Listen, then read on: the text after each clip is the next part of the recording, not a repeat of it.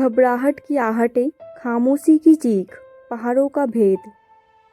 रात की सियाही पहाड़ों की चोटियों पर कांच की तरह टूट रही थी।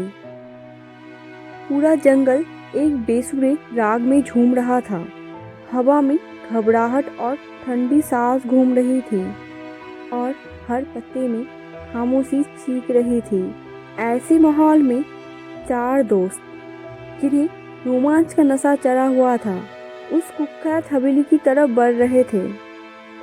इस हवेली के बारे में खौफनाक कहानियां सुनी जाती थी।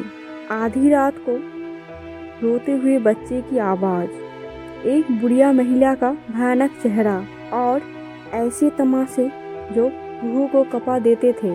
लाला ने हवेली का गेट धक्का देकर खोला। अंदर का अंधकार उन्हें रसातल की तरफ खींच रहा था।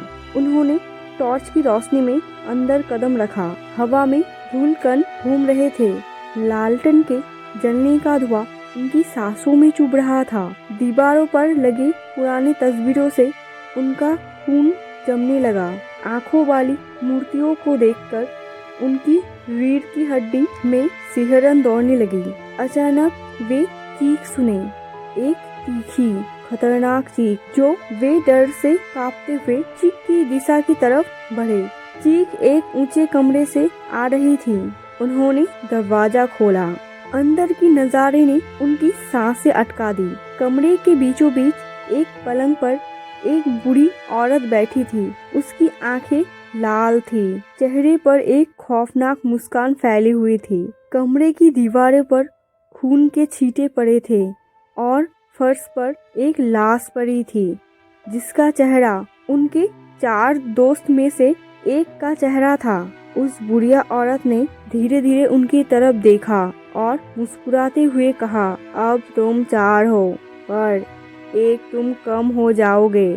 शोर मत मचाओ, नहीं तो बाकी भी उसी तरह से चले जाएंगे। बाद में जब सुबह हुई तो हवेली की बाहर पुलिस मिली। हवेली के अंदर सिर्फ बूढ़ी औरत थी। चार दोस्त में से किसी का नामो निशान नहीं मिला। रात के अंधेरे में छिपी कहानियाँ कभी खत्म नहीं होती, सिर्फ सुनने वाले बदल जाते हैं। एक लाइक करके मेरी हौसला बढ़ाए। मिलते हैं अगली वीडियो में। इस तरह की कहानी सुनने के लिए चैनल को सब्सक्राइब